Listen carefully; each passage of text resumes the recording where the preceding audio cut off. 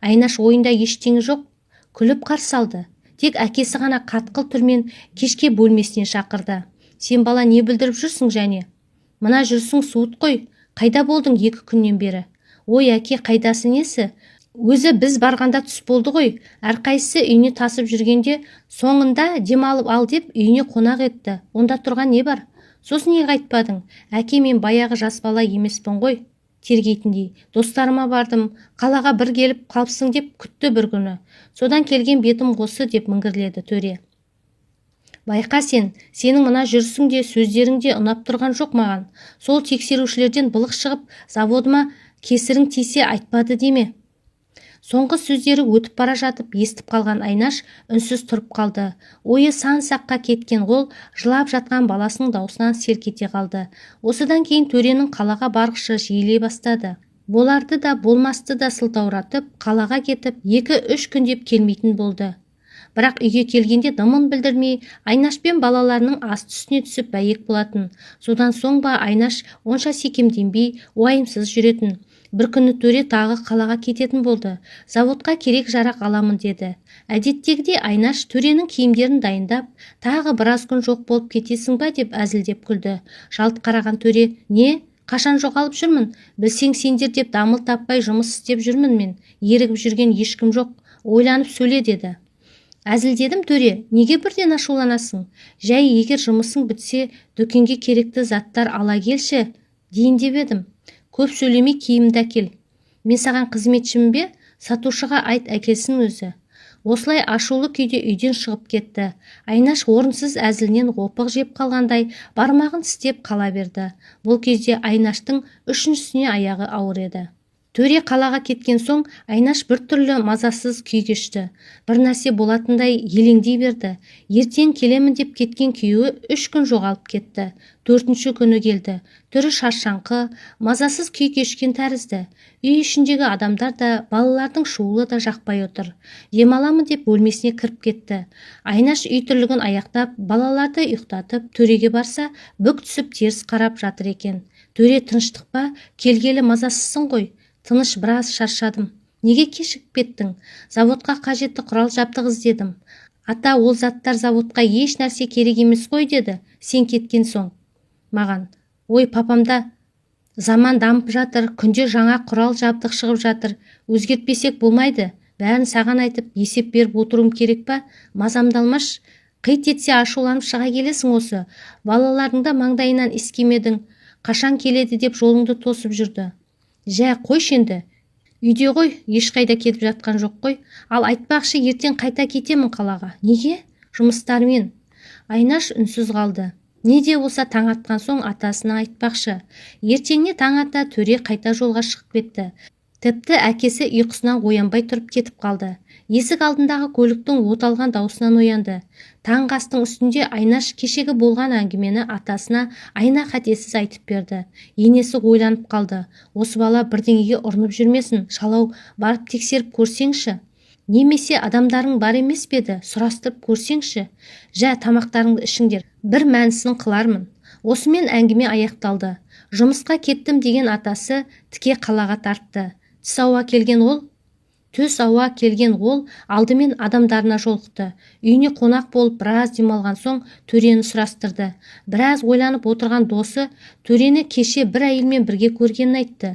Онсыз да ішінен сезіп отырған әкесі үнсіз біраз отырды. Ары қарай жай жапсарын сұрады. Ол кісінің айтуы бойынша төре бір байдың нақсүйері болып жүрген әйелмен байланысып, соның үйінде тұрып жатыр екен. Ол байдың өз отбасы, бала-шағасы бар. Бірақ ешкім білмейтін тоқал есебінде бірге тұрып жүрген әйелі бар екен. Оған қаланың қақ ортасынан пәтер де алып беріпті. Сол әйелмен қалай танысқанын қайдам, төре сол пәтерге күйеуі жоқта келіп жүреді екен. Әкесі оның кім екенін бірден сезді. Алдында тексеріске келгенде мес Қарынбай нақсүйері бар екенін, оған пәтер алып бергенін айтып біраз көкіп еді. Төренің әкесінің де қолы біраз жерге жететін. Мына әңгімеден кейін адамдарын жіберіп, сол пәтерден төрені алып келуін айтты. Бірақ іздеген жерден төре табылмады. Әкесі үйдегілер уайымдап жүрер деп амалсыз үйіне қайтты. Бірақ адамдарын жақсылап дайындады. Түн болса да жолға шықты. Ауылға таң ата жеткен ол үйіне кіріп ым-дымсыз қонақ бөлмеге жатып қалды. Ертеңіне кешкісін төре келді үйге. Түрі өрт сөндіргендей келе салып әкесін іздеді. Әке, сен не байлығыңмен қолым барлық жерге жетеді дейсің бе? Кешіріп қойыңыз, бірақ менің өміріме араласа алмайсыз. Мен кетемін бұл үйден. Қалада менің әйелім бар. Қолыңды түсіріп сөйле, боқмұрын. Кімнің арқасында кердиіп көкірек көтеріп, кімнің ақшасына шалқайып жүргенді білесің бе өзі? Нақұрыс, жетер босқа лаққаның.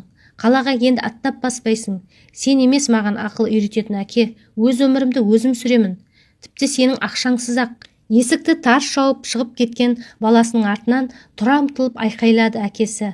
Көліктің кілтін таста. Кілтті лақтырып кеткен төре бұрылмастан көшеге атып шықты. Мына жағдайдан кейін енесі мен Айнаш тек екі көзге ерік беріп қала берді. Баяғыда жас кезінде қатты мән бермеген еді. Жас болды ма әйтеуір қатты қиналмаған еді. Қазіргі мына жағдай Айнашқа қатты әсер етті. Өзін тастап жіберді. Не үйге, не балаларына қарауға шамасы келмеді. Шырылдап енесі ғана жүгіріп жүреді. Бар жоғы 2 айдың ішінде жүнжіп кетті. Аяғының ауырлығына да қарамады. Тіпті қалай босанып алғанын да білмейді. Есі кіресілі шығасылы, мең-зең күйде жүр. Төре сол кеткеннен ұзақ уақыт жоғалып кетті. Тіпті жаңа туылған қызын көруге де келмеді. Айнаштың жанына қатты батқаны балаларының алдағы болашағы еді. Үлкен ұлы көшеде ойнаса жылап келеді.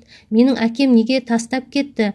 Бәрінің әкелері үйлерінде ғой деп жылайды. Сол кезде Айнаш ұлын қалай жұбатарын білмей дал болады. Қатты уайымнан 30-ға толмай-ақ шаштары ағарып кетті. Төренің көп өтпей-ақ сол келіншектің үйіне кіріп алғаны мәлім болды. Әкесі оны сырттай бақылап жүрді, бірақ үйге қайтуға үгіттемеді. Себебі бұл жағдай тағы да қайталанатынына сенімді еді. Сондықтан да өзінің маңдайына тигенше, опық жеп бармақ тістегенше жүрсін деп ойлады. Бүгінде төресіз өтіп жатқан өміріне 5 жылдан асты. Балалары да бұл өмірге көндігіп кетті. Әке шешесіз қалған Айнаш ажырасып кетейін десе барар жері басар тауы жоқ. Оның үстіне балаларын атасы мен әжесінен айырғысы келмейді. Балалары үшін осынша жыл елдің қаңқу сөздеріне де мән бермеді. Осылай күндері өтіп жатты. Бір күні кешкі асты ішер алдында қоңырау басылды. Екі кештің ортасында кім болды екен деп ойлаған енесі барып есікті ашты. Арғы жағынан түрі тозып кеткен, адам танымастай өзгерген төре тұр еді. Алғашында танымай қалған анасы бірер минут тұрып қалды. Апа, бұл мен ғой деді. Анасы не қуанарын, не жыларын білмей сасқалақтап тұрып қалды. Айнаш жүрегі сыр беріп қайта-қайта жатып қалатын.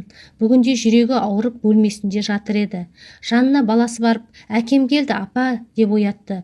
Артынша бөлмеге ұсқынсыз, қараусыз қалған төре кіріп келді. Айнаш, кешірші, қайдағы біреудің тоқалының тұзағына түстім. Ол тек ақша үшін әркімге тоқал болады екен, кешірші мені. Келетіңді білгемін деп теріс қарап бүк түсіп жатқан күйі бұрылмады. Содан бері қанша жыл өтті. Төре тәубесіне келгенімен не пайда? Өзінің кесірінен жастайынан келін болған, бір бойжеткен, өмірден еш қызық көрместен, тек қайғымен, неше жылын жылаумен өткізіп, енді балалары қолғанаты болып өсіп жетілгенде, өмірге өкпелі күйде бұл дүниеден кете барды. Күйеуінен жылу көрмесе де, кешірдім деп кеткен әйелінің сұлу бейнесі Байтөренің көз алдынан 1 секундта кеткен емес.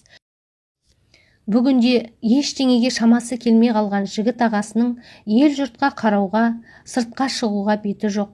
Жүрек ауруынан айықпаған күйі, әйелі бұны тастап кеткелі, тек сыртқа шығып, үй жанындағы сәкіде, қолындағы таяғымен жер шұқып, күн ұзаққа отырады. Қартайған ата-анасының да айтқанын тыңдамайды. Жастайынан еңбекқор болып өскен жақсылық атасының заводын өз қолына алған. Інісі мен қарындасына да өзі қамқор. Оқытты, жұмысқа тұрғызды. Атасы мен әжесіне қарайтын қызметші де жалдаған. Жақында үйленіп, анасы кеткелі, қызықсыз қалған үй ішіне қуаныш әкелмекші. Әкесін де кешірген. Інісі мен қарындасын да үгіттеп, әкелерін не де болса сыйлап құрметтеуді үйретті. Бірақ Байтөренің өзі мұндай құрметке лайық емес екенін іштей сезіп, тартыншақтап, ұл қыздарының бетіне тіке қарай алмайтын. Қипақтап жас балаша жаутаңдайды. Мұндай өмірге көндіге алмай, төре ақыры болмаған соң, қартайған анасының бір уыс дәрілерін жұтты да төсегіне барып жатып қалды. Ертеңіне таңғы асқа оятуға келген ұлы әкесінің жастығының жанынан бір жапырақ қағазды көрді. Онда мынадай жазулар бар еді. Мен шыдай алмадым. Маңдайыма түскен қара таңба өмірімді ешқашан ағарта алмайды.